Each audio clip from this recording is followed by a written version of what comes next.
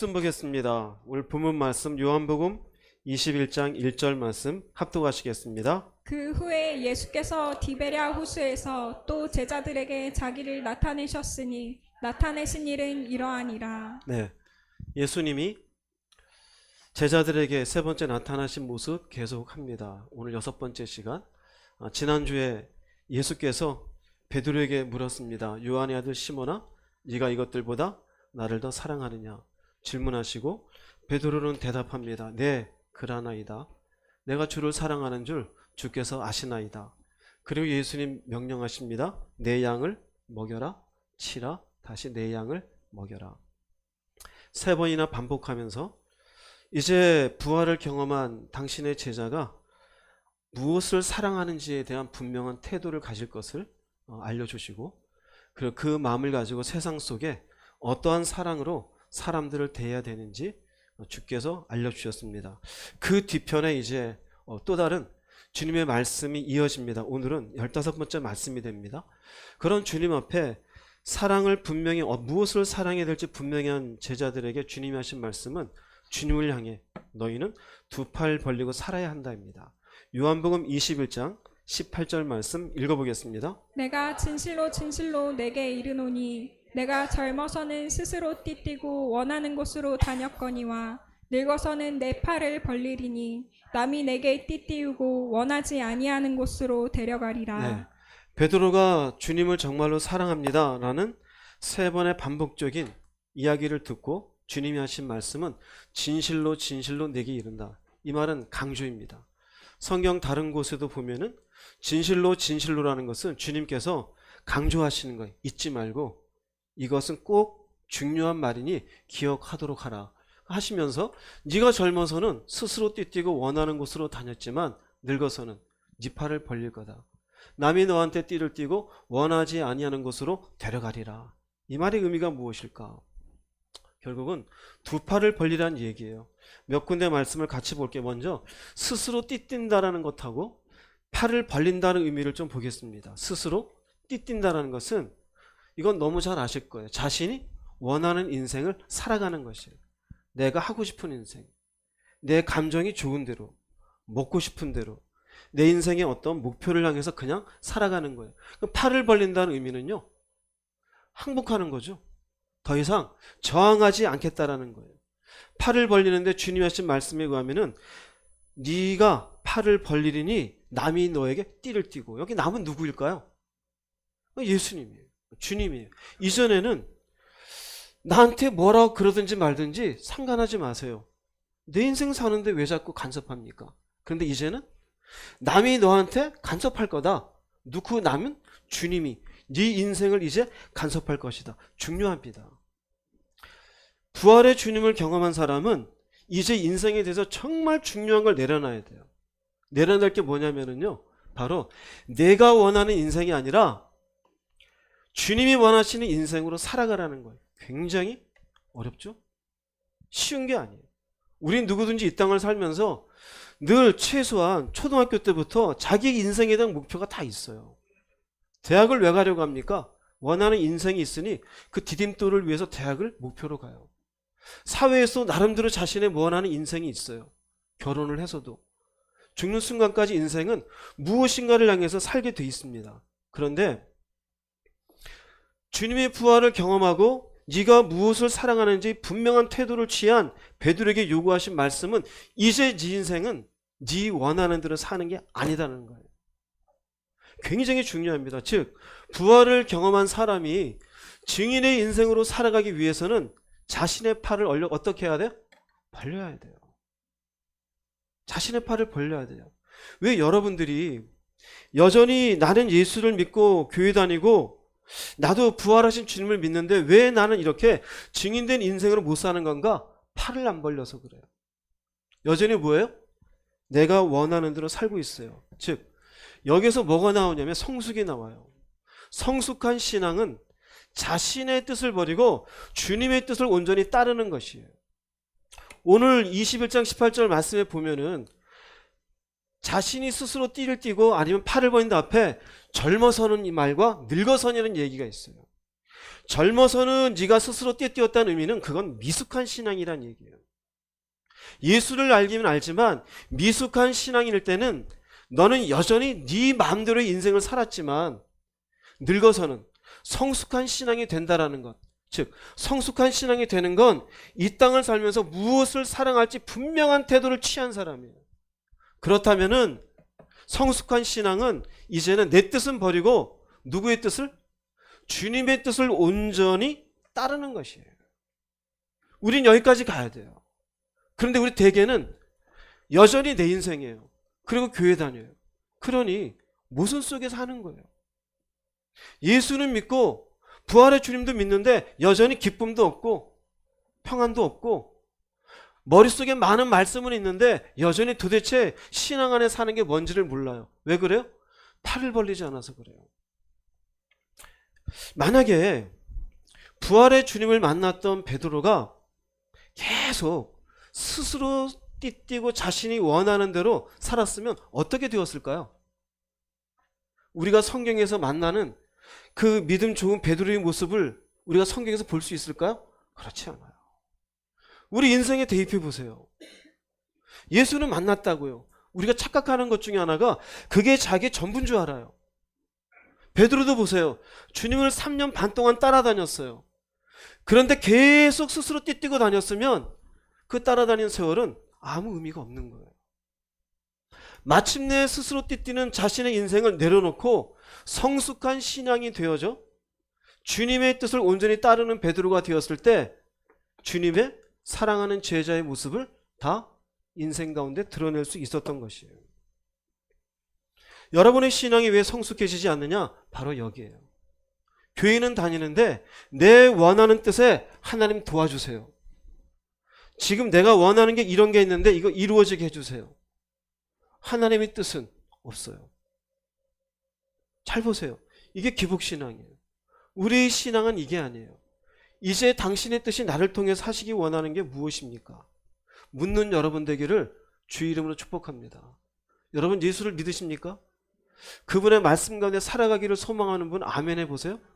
그러면 이 말씀 꼭 기억해야 돼요. 마태복음 16장 24절 읽어보겠습니다. 예수께서 제자들에게 이르시되 누구든지 나를 따라오려거든 자기를 부인하고 자기 십자가를 지고 나를 따를 것이니라. 지금 여러분들 아멘 했어요. 누구든지 나를 따라오려거든. 예수를 믿는데요. 믿음의 길을 가고 주님이 하신 말씀 가운데 살겠대요. 그런데 첫 번째는 자기를 부인하고요. 뭘 부인할까요? 여기에 자기를 부인한다는 것은요. 자신이 생각하는 인생의 띠를 버리는 것을 의미해요. 할렐루야. 아멘 소리가 작죠? 네. 안 버리니까요. 그리고 주님이 이끄시는 뜻에 자신을 온전히 맡기는 것을 의미해요. 이것조차 시작이 되지 않으면 신앙생활은 시작한 게 아니에요. 요한복음 21장이잖아요. 요한복음 21장에서 베드로가 두 팔을 벌리지 않았으면 사도행전을 시작할 수 없는 거예요. 여러분의 인생도 예수만 만났지 사도행전적인 인생이 시작되지 않는 이유는 여전히 두 팔은 벌리지 않고 자기를 부인하지 못하는 거예요. 내가 원하는 인생, 내 감정, 내가 하고 싶은 것, 하나님의 뜻은 나랑 관계없어요. 머리는 근데 있을까 없을까요? 있어요. 있어요. 신앙은요 철저하게 팔을 벌려야 돼요. 예수께서 요구하신 것도 그거예요. 네가 스스로 띠띠던 거 내려놓은 거 팔 좀 벌려라. 그래야 하나님의 뜻을 이루는 인생이 된다는 거예요. 예수께서 십자가 지시기 전에 하신 말씀이 있어요. 마태복음 26장 39절 말씀 읽겠습니다. 내 아버지여 만일 할만하시거든 이 잔을 내게서 지나가게 하옵소서. 그러나 나의 원대로 마시옵고 아버지의 원대로 하옵소서. 나의 원대로 마시옵고 아버지의 원대로 하옵소서. 예수께서도 이 땅에 오셔서 십자가를 지시하지만이 인류의 죄를 해결할 수 있다는 걸 아시고 오셨음에도 불구하고 그 십자가의 형벌은 원하는 자리가 아니었어요. 그분이 만약에 팔을 벌리지 않고 자신의 원대로 십자가를 지지 않았다면 여기에 우리는 아무도 없어요. 아무도 없어요. 그분도 자신의 원은 내려놓고 아버지의 뜻 가운데 이루어지기를 바라는 기도를 통해 자신의 모든 이 땅에서의 인간의 모습을 십자가 위에서 마감을 해요. 내 뜻이 아니에요. 철저하게 우리 신앙은요, 예수를 믿고 부활을 경험했으면 자기 뜻을 이루어가는 게 아니라 하나님의 뜻을 이루는데 두 팔을 벌릴 수 있어야 돼요. 여러분 팔을 벌렸습니까? 벌리셔야 돼요.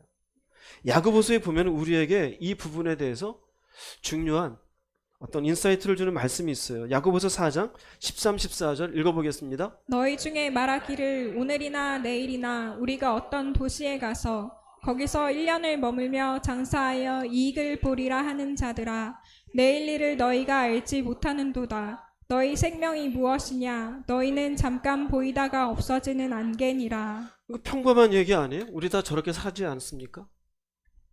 어디에 가서 장사해서 돈 좀 보자, 이익 좀 남기자. 근데 성경은요 뭐라냐면요, 내일이 너한테 주어질 수 있겠냐는 거예요. 여러분 내일을 장담할 수 있어요? 못해요. 만약에 이스라엘 가자 지고 있는 사람들한테 내일을 살 수 있어요 라고 물어보면 그 사람 뭐라 그럴까요? 그들은 더 명확하겠죠. 지금 뭐 하루에도 미사일이 수백 번씩 떨어지는 마당에 가자 지구 그쪽에 사는 사람들은 내일 우리 집에 떨어질지 옆집에 떨어질지 모르는 거예요. 그런데 우리는 내일을 장담할 수 있어요? 왜 그럴까요? 우리 인생은 하나님의 손에 있어요. 우리의 생명 그냥 안개 같아요. 없어요. 근데 우리는 어떤 생각이냐면요, 내 인생이 영원할 것처럼 생각해요. 내 손 안에 있다고 생각하고 내 재능과 내 뜻과 내 능력으로 모든 걸 할 수 있다고. 아니요. 천만의 말씀이요. 아이들을 키우고 40이 50이 60이 되고 나면은 청소년기의 애들이 엄마가 뭘 하라던 그 청소년기 아이를 보면은 어떻게 보여요? 가짜나 보이죠. 왜 그래요? 그 10대 때 자기가 옳다라고 엄마에게 바닥바닥 우기는 건 그냥 우스운 얘기예요. 하나님 보실 때 우리 어떨까요? 웃기지도 않아요. 도대체 내일이 너한테 있긴 하겠냐? 그 내일을 허락하고 허락 안 하시는 분은 누구다? 하나님이셔요. 그래서 그 뒤에 15절 17절을 이렇게 얘기합니다. 읽어보겠습니다. 너희가 도리어 말하기를 주의 뜻이면 우리가 살기도 하고 이것이나 저것을 하리라 할 것이거늘 이제도 너희가 허탄한 자랑을 하니 그러한 자랑은 다 악한 것이라. 그러므로 사람이 선을 행할 줄 알고도 행하지 아니하면 죄니라. 뭐라고 말해야 되느냐? 주의 뜻이면. 주의 뜻이면. 우리가 살기도 할 의미는요, 주님이 내일을 살게 하면 사는 것이고 내일 죽으면 죽는 것이에요. 이것이나 저것을 하는 건 하나님이 시키시면 좋은 일이든 나쁜 일이든 내가 하겠습니다. 이게 뭐예요? 두 팔을 벌리는 거예요. 내가 원하는 뜻의 인생이 아니라 주님이 원하시면 할 것이오늘. 근데 그 다음은요, 이건 허탄한데 이걸 뭐라 그러냐면 악한 것이래. 이게 즉 주님의 뜻을 거절하고 자신이 원하는 인생을 사는 것은 영적으로 악한 것이에요. 주님의 부활을 경험했어도 두 팔 벌리지 않는 인생은 결국 어떤 인생이다? 악한 인생이에요. 영적으로. 그래서 밑에 보면요, 그러므로 사람이 선을 행할 줄 알고도의 의미는 뭘까요? 하나님의 뜻을 안다 모른다? 알아요. 사실은. 그래서 뭐라고 말하느냐? 사실은 하나님이 다 안돼. 뭐라고 말하는지. 싫은데도 해요. 싫은데도. 하나님이 원하지 않는데도. 거짓말하면 안 되는 거 알잖아요. 성내지 말라는 거 알잖아요. 물질을 사랑하면 안 되는 거 알잖아요. 기도해야 되는 거 알잖아요. 주님의 뜻 가운데 살아야 되는 거 알잖아요. 항상 무엇인가 잘못된 일을 할 때 성령이 그 마음 가운데 하면 안 된다는 마음을 줍니까? 안 줍니까? 주셔요. 그런데 알고도 어떻게 해요? 그 뜻을 거절해요. 그게 뭐예요? 결국은 죄라는 거예요. 다 무엇 때문에 파생되는 거예요? 팔을 벌리지 않아서요. 자신이 원하는 인생, 그걸 살겠다는 거예요. 내 뜻대로, 그리고 주님의 뜻을 거절하는 건 악이래요. 구약엔 이 부분을 이렇게 설명해. 이사야 55장 7절 9절 읽어보겠습니다. 악인은 그의 길을, 불의한 자는 그의 생각을 버리고 여호와께로 돌아오라. 그리하면 그가 긍휼히 여기시리라. 우리 하나님께로 돌아오라. 그가 너그럽게 용서하시리라. 이는 내 생각이 너희의 생각과 다르며 내 길은 너희의 길과 다름이니라. 여호와의 말씀이니라. 이는 하늘이 땅보다 높음같이 내 길은 너희의 길보다 높으며 내 생각은 너희의 생각보다 높음이니라. 이 말씀에 악인과 불의한 자는 이방인을 얘기하는 게 아니에요. 당신의 백성에게 하는 얘기예요. 왜 악인이 됐고 불의한 자가 됐을까요? 하나님의 뜻은 거절하고 자신들의 생각대로 옳은 줄 알고 주장하고 살아가니. 여러분 제발 자신의 감정의 노예가 되지 마세요. 내 생각의 계획대로 인생을 살겠다고 주장하지 마세요. 주님의 부활을 경험했습니까? 그리고 그 부활의 주님 앞에 무엇을 사랑하는지 분명한 태도를 가지고 있습니까? 그 다음 요구하시는 것은 바로 돌아와라예요. 어떻게 하고 돌아와야 될까요? 두 팔을 벌리고 돌아와라. 그리고 설명하시는 것이 내 생각과 네 생각은 다르고 내 길과 네 길은 달라. 얼마나 달라요? 하늘이 땅보다 높은 같이. 내 길은 네 길보다 높아. 내 생각은 네 생각보다 높아. 그런데 우리는 어떻게 해요? 내 길이 맞다라는 거예요. 이게 내 인생이라는 거예요. 그러나 하나님은 그건 아니라는 거예요. 그럼 어떻게 해야 됩니까? 내가 꺾여야 됩니까? 하나님이 꺾여야 됩니까? 내가 꺾여야 되죠.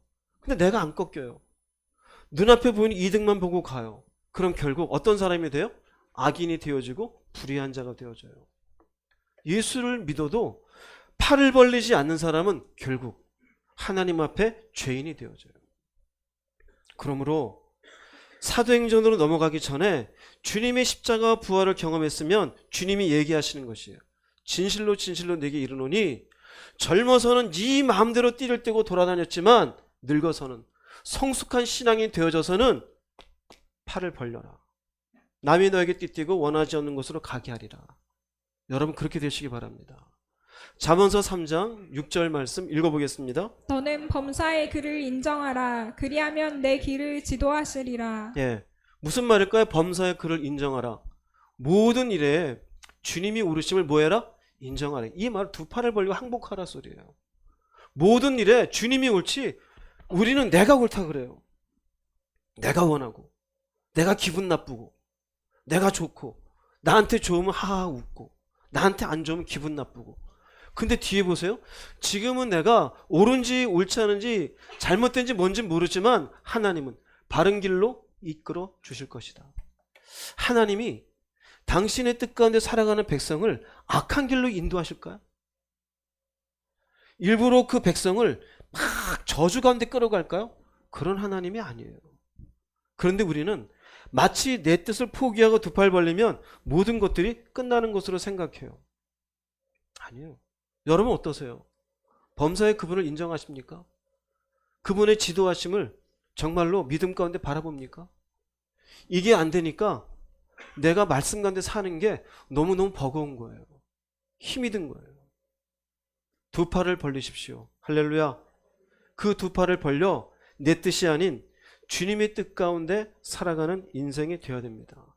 자, 이제 두 번째로 두 팔을 벌리는 것에 중요한 내용이 또 하나 있는데요. 두 팔을 벌리는데 주님이 베드로에게 하시는 말씀은 두 팔 벌려라. 그런데 남이 너한테 띠띠고 원하지 않는 곳으로 데려가리라 그래요.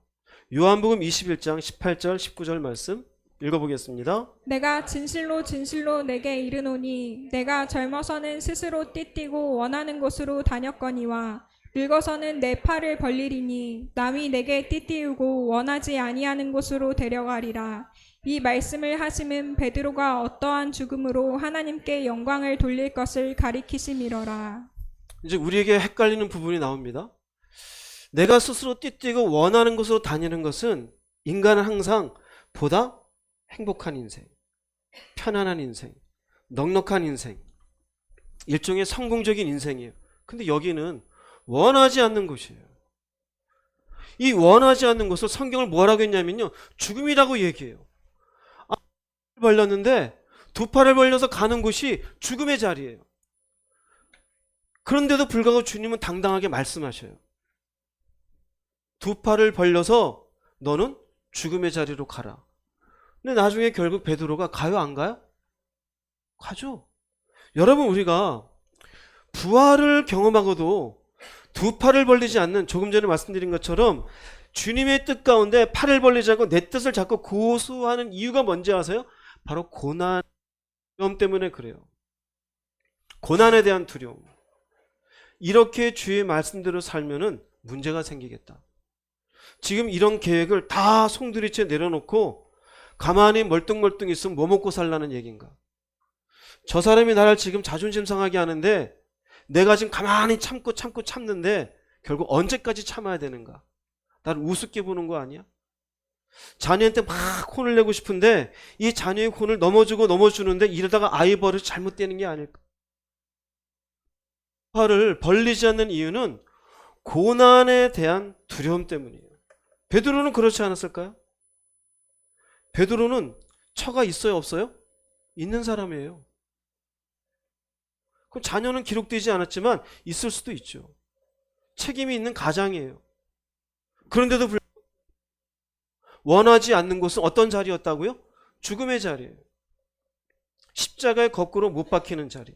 우린 되게 상식 안에서 살라 그래요. 생각해봐. 이게 맞잖아. 그래야 돈이 남는 거잖아. 생각해봐. 이래야 내가 좀 더 나은 인생이 되잖아. 그런데 우리가 두 팔을 벌린 순간은 일단 그 상식이라는 걸 다 내려놔야 돼요. 베드로가 팔을 벌리지 않고 자기 스스로 미숙한 신앙인일 때 띠를 띠고 스스로 원하는 곳을 갔을 때는 예수님을 부인했었어요. 왜 그랬을까요? 죽을까 봐. 나도 붙잡혀서 죽임당하지 않을까? 내 인생 이렇게 망하는 거 아닐까? 나도 처자식이 있는데 이러다가 내가 가장 역할도 못하는 거 아닐까? 굉장히 그래요. 자, 그렇다면 두 팔을 벌려요? 내가 원하는 인생을 내 스스로 띠뛸 때는 이익이 있잖아요. 삶에 무엇인가 계산이 되잖아요. 두 팔 벌리면 계산이 안 되죠. 그러면 생각해 보세요. 내가 부활의 주님을 만나고 두 팔을 벌려 내 뜻을 집어던지고 그 주님이 원하는 곳이 나는 원하지 않는 곳인데 과연 그것을 향해서 내가 두 팔을 벌릴 수 있는 힘이 무엇인가? 손해가 있잖아요. 어려움이 있고 심지어는 감정적으로 상할 수도 있잖아요. 내가 이 고난을 감수할 힘은 무엇인가? 하나님의 뜻 가운데 참다 10번 참았는데 70번씩 7번 더 참으래요. 이 힘이 도대체 어디서 나는 걸까?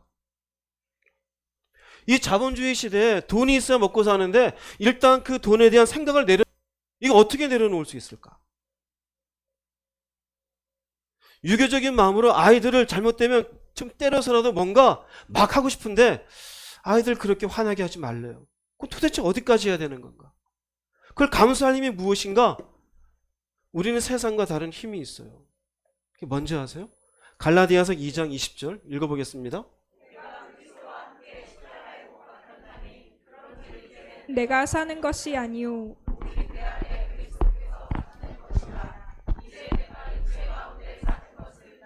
사랑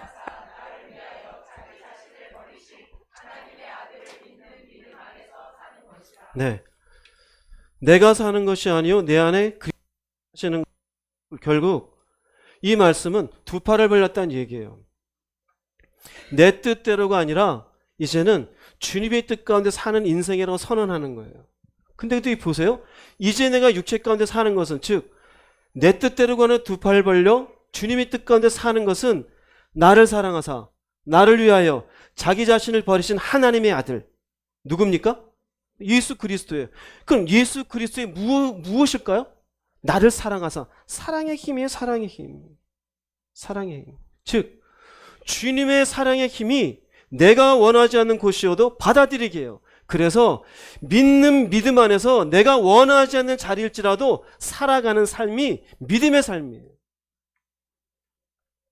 내가 원하는 인생을 위해서 하나님을 이용하는 게 아니라 나를 사랑하사 나를 위해 자기 몸을 버리신 예수의 십자가의 그 사랑의 은혜가 내 안에 있으므로 이것을 힘을 삼아 원하지 않는 자리일지라도 비록 그것이 죽음으로 이끄는 자리일지라도 내가 손해를 보고 감정적인 손해, 시간적인 손해 가끔 부부간에도 손해볼 수 있잖아요.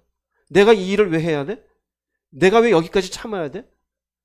동료 간에도 참아야 되잖아요. 왜 이걸 해야 되느냐? 그건 바로 사랑의 힘이에요. 사랑의 힘이 없으면 우린 원래 할 수 있는 인간이 아니에요. 원하지 아니하는 곳으로 데려가리라 주님이 이 말씀을 하기 위해서 그래서 전제가 요한애들 시몬아 네가 이것들보다 나를 더 사랑하느냐 3번씩이나 물어본 거예요. 내가 무엇을 사랑하는지 태도가 분명하지 않으면 이건 불가능해요. 왠지 알아요? 그분이 나를 사랑하는 게 뭔지를 모르기 때문에. 결국 두 팔 벌리지 않고 자기가 원하는 대로, 자기가 생각하는 대로 인생 살아가요. 교회는 흉내내고, 기도도 흉내내고, 성경도 보는 둥 마는 둥 하고, 결국 자기 인생에 예수만 이용해요. 그런데 보세요. 믿음의 삶이라는 거 거꾸로 보면 내가 원하지 않는 곳이어도 받아들이게 해요. 무엇이 있어서요? 나를 사랑하사 나를 위해 죽으신 예수의 사랑이 있어서. 그렇게 되다 보니 나는 죽었고 그리스도께서 내 인생을 끌어가는 삶이 되어져요. 할렐루야. 여러분에게 이 사랑의 힘이 있기를 주의 이름으로 축복합니다. 사랑에 대한 장이라고 하는, 사랑을 묘사한 곳이 있어요. 가장 잘 고린도전서 13장이죠. 4절 7절 말씀 한번 읽어보겠습니다. 사랑은 오래 참고 사랑은 온유하며 시기하지 아니하며 사랑은 자랑하지 아니하며 교만하지 아니하며 무례히 행하지 아니하며 자기의 유익을 구하지 아니하며 성내지 아니하며 악한 것을 생각하지 아니하며 불의를 기뻐하지 아니하며 진리와 함께 기뻐하고 모든 것을 참으며 모든 것을 믿으며 모든 것을 바라며 모든 것을 견디느니라. 네, 이거 다 외울 필요 없어요. 한마디로 요약하면 뭔지 아세요? 참고 온유하고 시기하지 않고 다 하잖아요. 이게 사실은 우리의 죄성 속에 이게 힘들어요. 우린 못 참아요. 온유하지 않아요. 우리 유익을 구하지요. 쉽게 화를 내고요. 모든 것을 참는다고요? 불가능해요. 모든 것을 견딘다고요? 불가능해요. 우린 별거 아니어도 혹시라도 줄 서다 밥 먹으려고 줄 서다가도 누가 끼어들면 뭐 집사님 뭐야? 이럴 수 있잖아요. 반찬 열심히 수고한 사람 뭐라고 하지도 않고 아유 오늘 왜 이렇게 짜? 그 사람 어제부터 준비했는데 아무 생각 없어요. 참지를 못해요. 우리 원래 모습이에요. 이 모든 건 뭐냐면은요. 간단해요. 사랑은 나를 버리는 힘이에요. 나를 버리는 힘이에요. 우리 흔히 그러죠. 내가 언제까지 죽어야 될까? 죽은 사람답게 죽으세요. 죽은 사람은 움직이질 않아요. 죽은 사람은 반응하지 않아요. 죽은 사람은 억울한 게 있어요? 없어요. 사랑은 나를 버리는 힘이에요. 즉, 내가 어떻게 그럴 수 있을까요? 바로 내가 주님을 사랑하나이다. 그 사랑이 있어야 가능해요. 그럼 나는 안 되는데요? 여러분은 주님을 사랑하지 않아서 그래요. 나 예수 믿는데요? 흉내내고 있었어요. 다시 십자가로 돌아가세요. 그 사랑이 없으면 자기를 버리는 힘은 결단코 불가능해요. 팔을 벌려서 내가 원하지 않는 죽는 데까지 가는데 이거 무슨 힘으로 하겠어요? 주님도 나를 사랑하사 그렇게 하셨으니 저도 저를 버리겠습니다. 이 사랑이 내 안에 있을 때 참게 되고 온유해지게 되고 시기하지 않게 되고 모든 것을 바라며 모든 것을 견디는 사람이 되어져요. 그러니 교회 다닌 연수가 중요한 게 아니에요. 직분도 중요한 게 아니에요.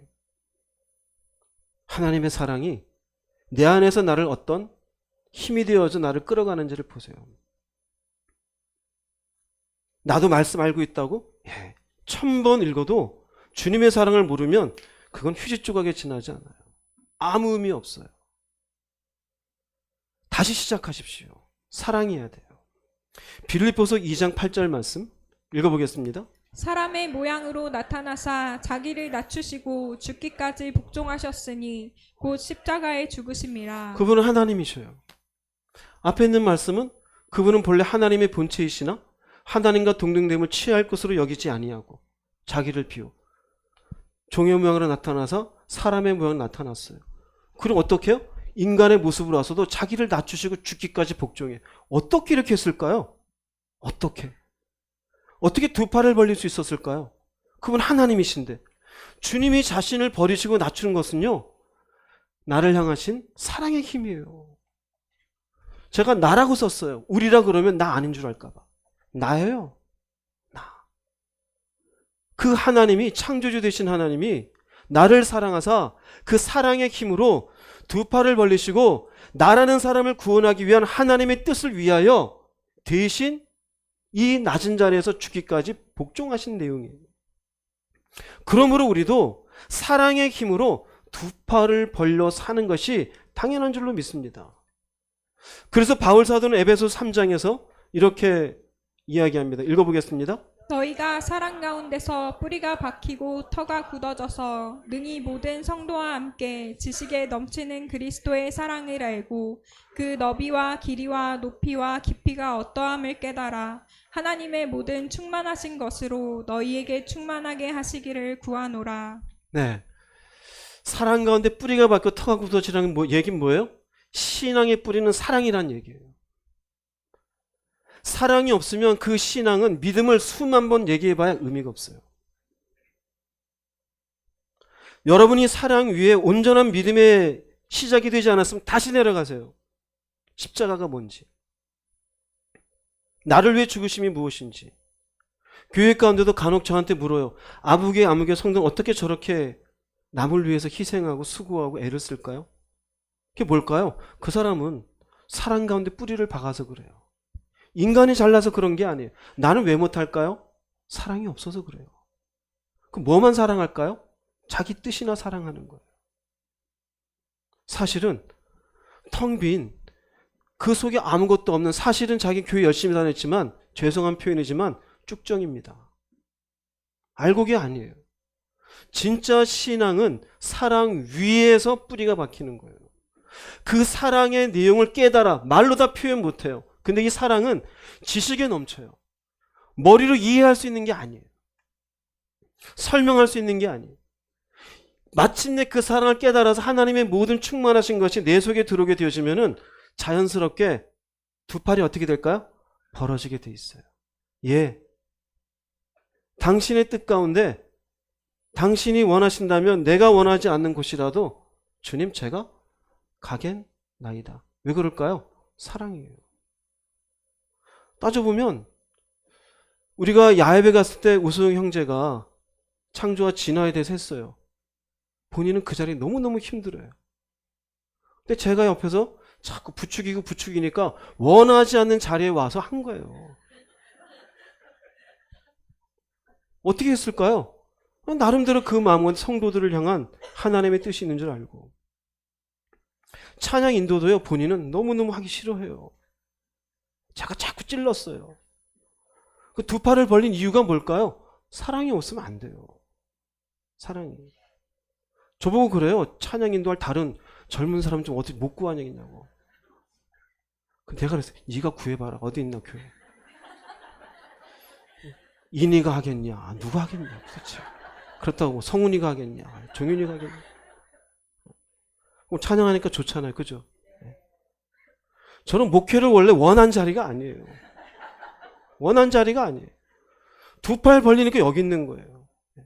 원한 자리가 아니에요. 즉 우리 인생은 내가 원하는 대로만 가는 게 아니에요. 주님의 사랑이 내 안에 있으면 원하지 않는 것이라도 하는 거예요. 어떤 분들은 뭔가를 얘기하면 나 그거 할 줄 모르는데요. 누군 할 수 있어서 합니까? 그분의 뜻이면 하는 거지. 할렐루야. 우린 그렇게 살아가야 돼요. 그래서 마침내 두 팔을 벌려 하나님 앞에 원하지 않는 곳이라도 제가 가겠습니다라는 건 사랑이에요. 못하는 건 여러분의 믿음이라는 것이 이 집이 사랑이라는 뿌리에 박혀있지 않아서 그래요. 여러분의 속에 있는 믿음의 뿌리를 잘 보십시오. 그 십자가에서 우리 위해 희생하신 주님의 사랑이 무엇인지 그 너비와 길이와 높이와 높이를 알고 있습니까? 너무 가볍게 생각하지 않습니까? 깊이 묵상하셔 기도하세요. 그러면 그 사랑 위에 여러분이 어떻게 서 있는지를 발견하게 될 것이고 저절로 내 뜻이 아니라 두 팔 벌리는 인생이 될 줄로 믿습니다. 그래서 그 힘으로 원하지 않는 자리, 죽음의 자리라도 베드로는 갈 수 있었던 것이에요.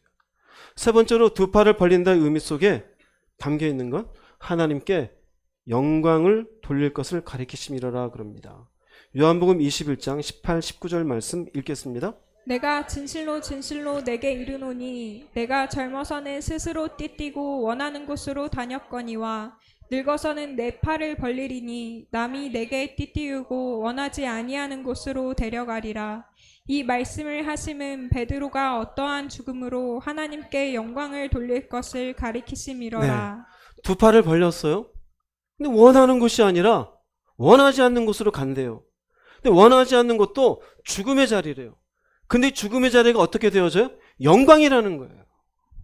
자, 원하지 않는 곳인데 죽음의 자리고 하나님께 영광 돌려요. 우리는 이 자리부터가 안 돼요. 그런데 이 자리를 통해서 하나님이 영광 된다면 하나님은 우리를 죽음의 자리에까지라도 이끄신다라는 거예요. 왜 이럴까요? 우리는 억울할 것 같죠. 왜 내가 죽는데 하나님 영광 받는 걸 날 죽이십니까?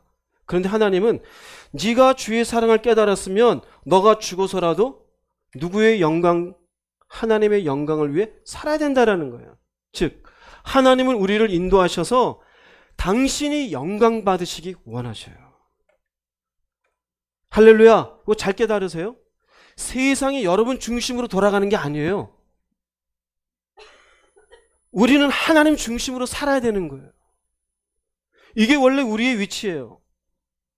우리가 주님 앞에 원하지 않는 곳으로 간다 그럴 때, 원하지 않는 곳으로 간다 그럴 때 두 팔을 벌리게 하는 힘이 사랑이라면, 두 팔을 벌리는 이유가 뭔지 아세요? 두 팔을 벌리는 이유? 그것은 바로 하나님의 영광을 위해서예요. 그럼 여기에서 인생의 목적이 바뀌어요. 내가 무엇을 위해서 사느냐? 우린 되게 내가 사랑하는 것을 향해서 내가 사랑하는 것이 잘 되길 바라요. 그게 나일 수 있어요. 자식일 수 있고 물질의 어떤 부일 수 있어요. 그런데 부활의 주님을 경험하여 그 주님이 나를 향한 사랑이 무엇인지 알고 하나님 안에서 내가 어떤 피조물인지 깨닫게 되어지면 삶에 살아가는 방향과 목적이 바뀌어요. 바로 이제 깨닫는 건 하나님의 영광을 위해 살겠습니다. 하나님의 영광이에요. 내 영광이 아니에요. 이전에는 내 영광을 위해 사니까 두 팔을 벌릴 수가 없어요. 내 뜻대로, 내 감정대로, 내가 계획한 대로, 내 인생의 성취를 위해서. 그런데 이제 하나님이 당신이 원하는 곳으로 이끈다는 의미 속에 죽음도 있는데 넌 죽어라. 근데 뭐라고 말씀하시냐? 그걸 통해 내가 영광 받을게. 전 억울하지 않습니까? 네가 억울한 거 아니야. 왠지 아세요? 이게 원래 인간의 위치이기 때문에 그래요. 이사야서 43장 7절 말씀 읽어보겠습니다. 내 이름으로 불리는 모든 백성을 내게로 인도하여라. 내가 내 영광을 위해 그들을 지었다. 내가 그들을 창조하였다. 인간을 지은 목적은 하나님의 영광을 위해서예요. 하나님이 모든 피조물들을 창조하시고 만드시면서 다른 피조물들, 무슨 짐승들, 새들, 고기들, 나무들 다 영광, 인간만은 그래 내가 너 만들었고 너 영광 위에 내가 존재할게 그걸까요? 말도 안 되죠.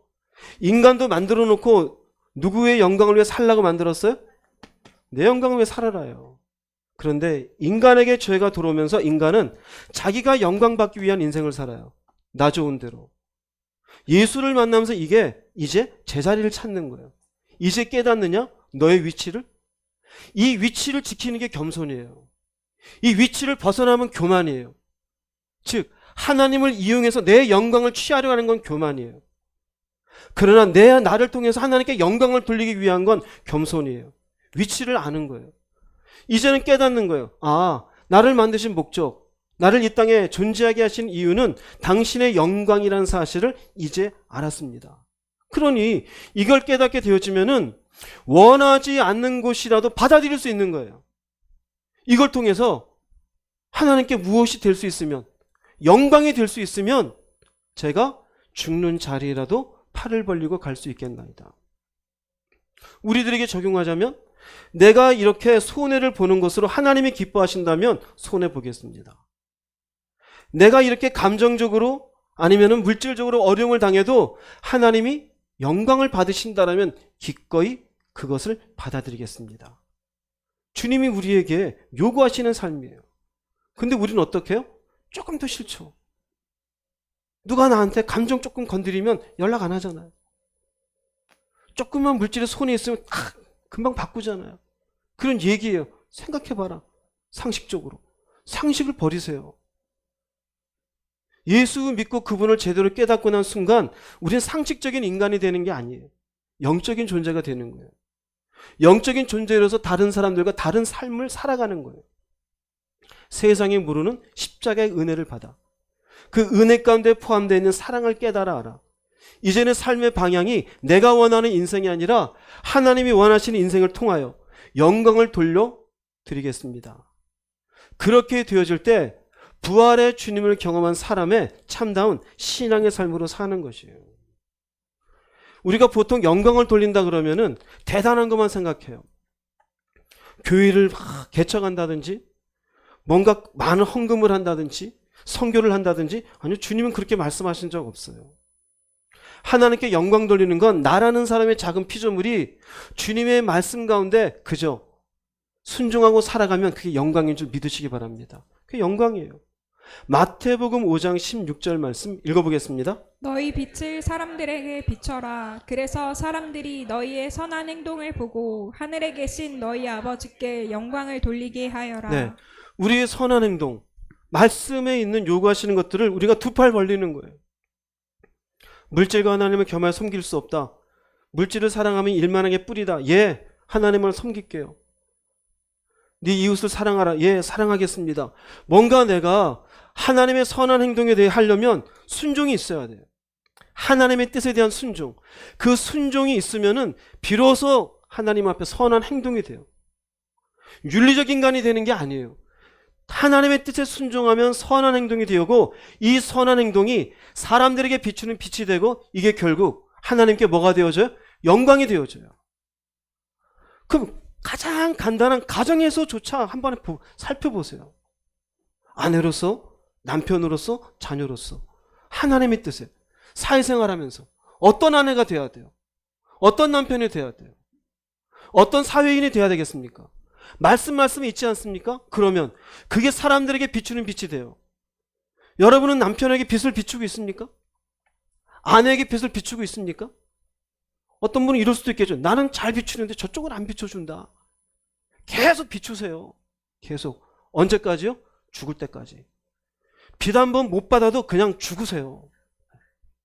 왜요? 그렇게 죽는 것도 누구한테는 영광이에요? 하나님께 영광이에요. 억울해서 못 살겠다? 그건 사랑이 부족한 거예요.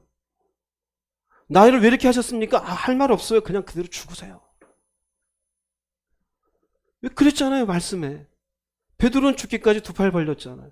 그러면 여러분들이 어떤 상황 속에 있든지 그 상황 속에 사람들에게 비추는 빛이 참 무거워요. 그게 바로 내가 지는 십자가예요. 내가 지는 십자가. 그 십자가를 내가 온전히 하나님의 뜻에 순종하여 선한 행동을 하면 비로소 빛이 되어져 영광이 되어져요. 빌립보서 1장 11절 말씀 읽어보겠습니다. 예수 그리스도로 말미암아 의의 열매가 가득하여 하나님의 영광과 찬송이 되기를 원하노라. 영광은 의의 열매가 있는 거예요. 의롭게. 그럼 의롭게 열매가 된다는 의미는 주의 말씀에 순종하는 게 의의 열매예요. 착한 게 의의 열매가 아니에요. 나도 내 나름대로 살아. 그건 의가 아니에요. 내 나름대로가 아니라 주의 말씀에 순종하여 살 때. 그게 의의 열매예요. 나는 그래도 저렇게 안 살았어. 저렇게라는 건 인간적인 비교일 뿐이에요. 내가 말씀 안에서 어떻게 사는지를 말할 수 있어야 돼요. 그게 의의 열매예요. 여러분 자신을 보십시오. 영광이 됩니까? 안 되고 있으면 다시 거슬러 가십시오. 두 팔 벌리지 않은 거예요. 두 팔 벌리지 않은 것은 여전히 내 뜻대로 살겠다는 거예요. 왜 그러느냐? 주님을 사랑하지 않는 거예요. 그럼 나는 교회 다니는데 가만히 진지하게 보세요. 내가 무엇을 사랑하는지. 주님도 사랑하고 다른 무엇도 사랑하고 심지어 주님을 사랑하는 거 희미하고 세상, 자기 자신, 자기 자녀, 물질 많을 거예요.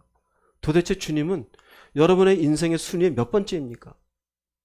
그러니 두 팔을 벌릴 수가 없는 거예요. 예수의 부활을 경험하고 난 뒤에 우리의 삶은 궁극적으로는 이 땅에 사는 시간이 오래 살고 적게 살고가 아니라 잘 살고 못 살고가 아니라 하나님께 하루라도 영광을 돌리고 사는 인생이 되는 것이에요. 고린도전서 10장 31절 말씀 읽어보겠습니다. 그런즉 너희가 먹든지 마시든지 무엇을 하든지 다 하나님의 영광을 위하여 하라. 그러니 이 말씀이 이제 이해되시겠죠. 너희가 누굽니까? 주님의 부활을 경험한 사람. 예수의 십자가를 이야기하는 사람. 그러면 이제 너희의 인생은 너를 위한, 너의 영광을 위한 인생은 아니다. 이거예요. 그래야 비로소 이렇게 돼야 사도행전적인 삶으로 이어져요. 그렇지 않으면 그저 복음의 주의 은혜만 경험하고 나머진 자기 마음대로 사는, 오늘 말씀 봤죠? 자기 뜻대로 살면 결국 죄인이라고. 구원과 관계없는 자기 욕망의 노예로 살다가 인생을 그칠 수 있습니다. 여러분 자신을 살펴볼 수 있기를 바랍니다.